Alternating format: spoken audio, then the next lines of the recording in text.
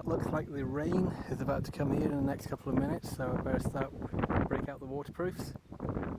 Otherwise it looks like I'm going to get absolutely soaked.